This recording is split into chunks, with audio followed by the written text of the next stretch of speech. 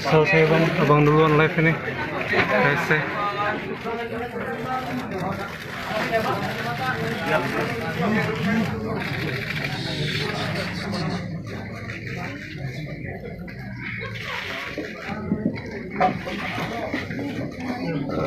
Ini bang.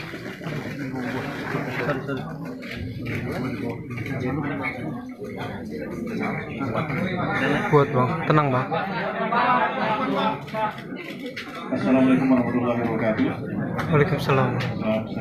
Teman-teman semua. Sebagaimana sudah kita agendakan bahwa pada hari ini kita akan melakukan apa bang? Begitu aja bang. klarifikasi dari Siap aman bang. Patut untuk diketahui oleh rekan-rekan media sekalian bahwa kita tidak akan membuka sesi tanya jawab. Jadi Ibu Ratna hanya akan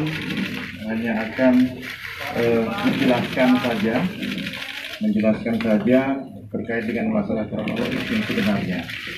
Jadi harap teman-teman mengerti dan dapat mengambil intisari dari apa yang dikatakan oleh Ibu Ratna Sarumpait. Saya rasa cukup. Nanti saya akan lanjutkan dengan Ibu Ratna langsung. Terima kasih.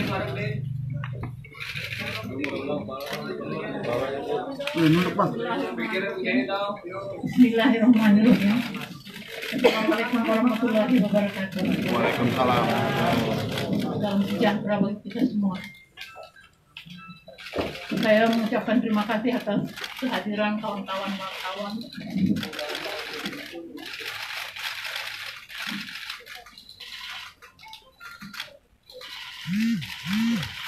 Pada saat saya merasa telah melakukan kesalahan, kalian tidak menjawab.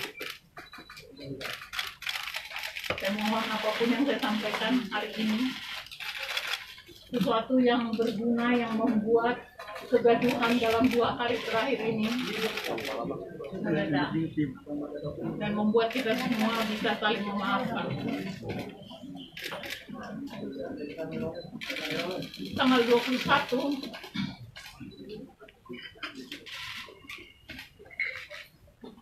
saya mendatangi rumah sakit khusus bedah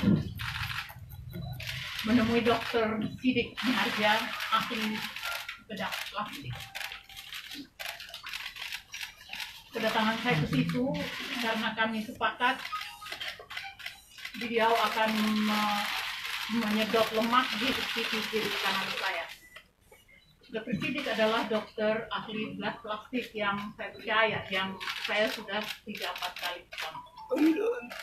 Tetapi setelah operasi dijalankan pada tanggal 21, tanggal 22-nya pagi saya bangun, saya melihat muka saya demam secara berlebihan atau secara tidak seperti yang saya alami biasanya.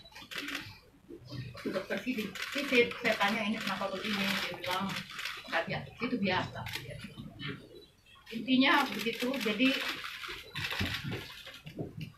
apa yang saya katakan ini akan menyanggah bahwa ada penganiayaan. Bahwa betul saya ada di Dokter Sidik pada hari itu dan pulang dari sama ketika saya dijadwalkan pulang, lebam-lebam di muka saya masih ada, seperti ada kebodohan yang saya nggak pernah bayangkan bisa saya lakukan dalam hidup saya. Saya pulang membutuhkan alasan pada anak saya di rumah kenapa muka saya lebam-lebam, dan memang saya tanya kenapa, dan saya jawab 10 orang.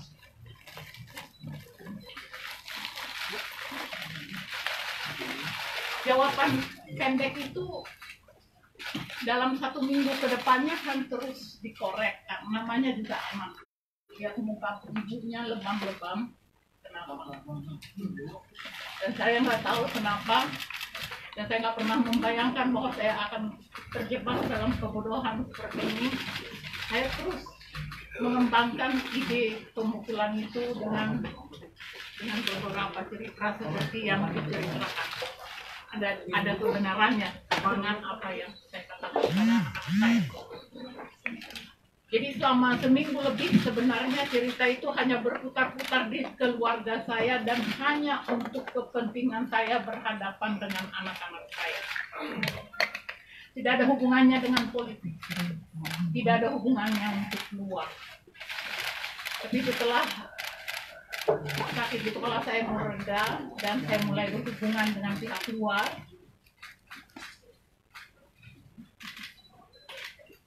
saya nggak tahu bagaimana saya memaafkan ini telah pada diri saya, tetapi saya kembali melakukan kesalahan itu. Saya kembali dengan cerita itu bahwa saya dipukuli. Mohon jangan dikira saya mau mencari pembenaran, enggak. Ini salah. Apa yang saya lakukan adalah sesuatu yang salah. Dan sampai ketemu Fadli Jonathan ke sini, cerita itu yang sampai ke dia. Iqbal saya panggil ke sini, cerita itu juga yang berkembang di dalam percakapan. Dan hari Selasa, tahu-tahu foto saya sudah beredar di seluruh media sosial. Saya nggak sanggup pada itu. Saya ada beberapa peristiwa yang membawa saya ke Pak Joksan, lalu membawa saya ke Pak Prabowo, bahkan di depan Pak Prabowo, orang yang saya perjuangkan, orang yang saya cita-citakan memimpin bangsa ini ke depan, mengorek apa yang terjadi pada saya juga masih melakukan kebohongan itu. Sampai kita keluar dari lapangan polo kemarin, saya tetap diam. Saya biarkan semua bergulir dengan cerita itu.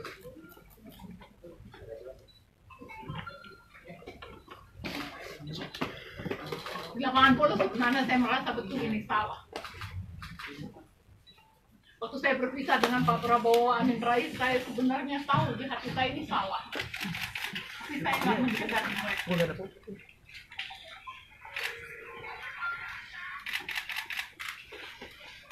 Itu yang terjadi. Itulah yang terjadi. Jadi tidak ada penganiayaan. Itu hanya cerita khayal yang diberikan oleh setan mana ke saya dan berkembang seperti itu. Saya tidak sanggup melihat bagaimana Pak Prabowo membela saya di dalam sebuah jumpa pers. Saya nggak sanggup melihat sahabat-sahabat saya membela saya dalam sebuah pertemuan yang digelar di sini. Saya sholat malam, tadi malam berulang kali. Sampai pagi saya mengatakan pada diri saya, stop. Saya panggil anak-anak saya minta maaf pada anak-anak saya. Saya minta maaf pada orang-orang yang membantu saya di rumah ini yang selama sekian hari ini saya selalu bohong.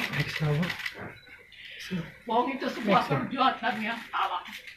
Dan saya tidak punya jawaban bagaimana mengatasi kebohongan kecuali mengakui dan memperbaiki. Mudah-mudahan dengan itu semua pihak yang terdampak oleh perbuatan saya ini mau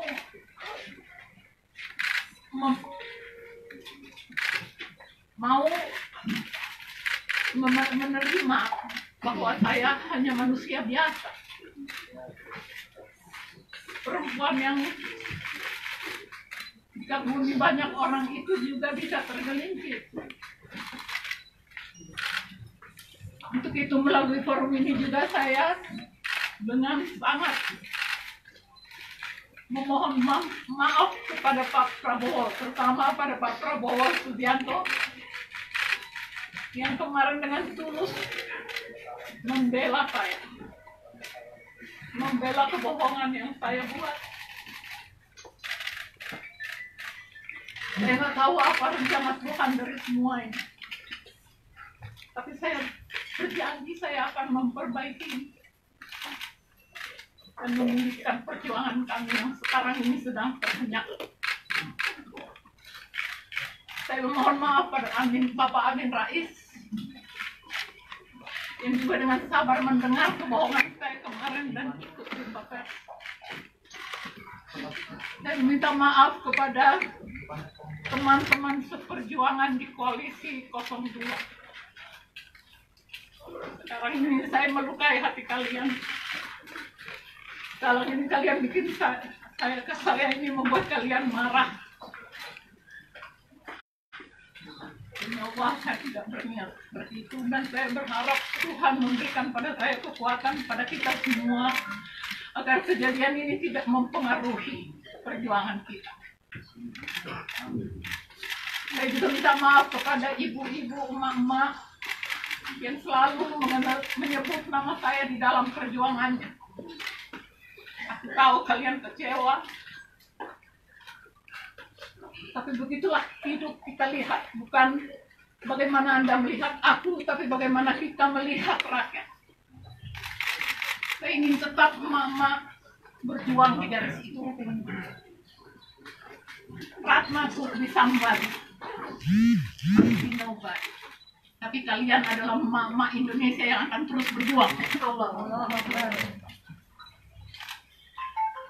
Aku juga meminta maaf pada semua pihak, semua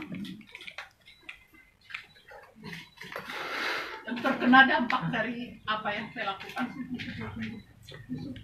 Saya juga meminta maaf pada semua pihak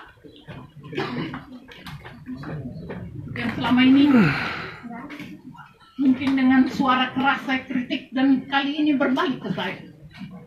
Kali ini saya pencipta hoax terbaik ternyata,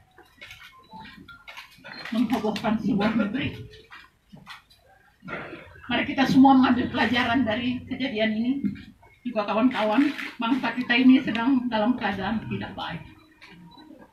Seperti apa yang saya lakukan ini, seperti apa yang kita hebohkan selama ini, segala sesuatu yang tidak penting mari kita hentikan.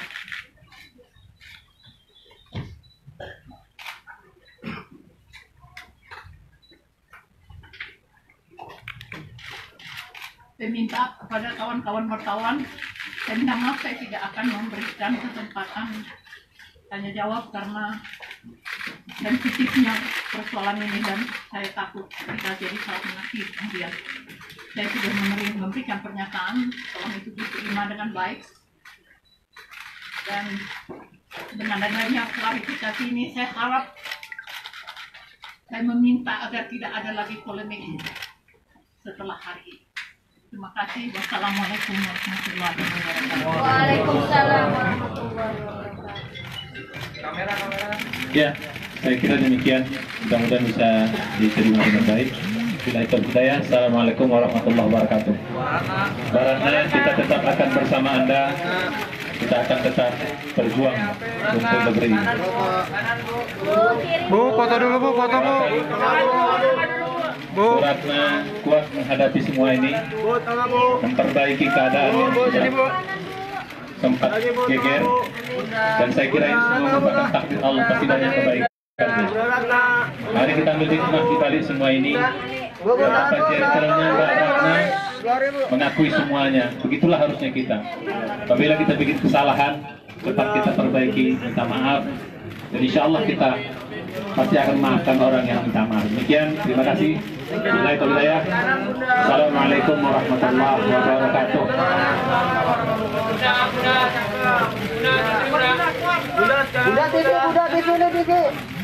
Bunda sini bunda.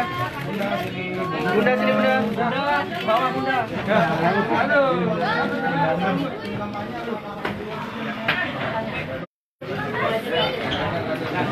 Jawab sudah. Sudah terjawab. Banyak yang lain.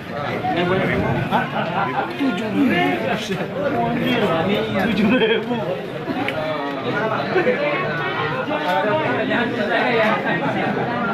Gorengan dari yang makan tuh bang.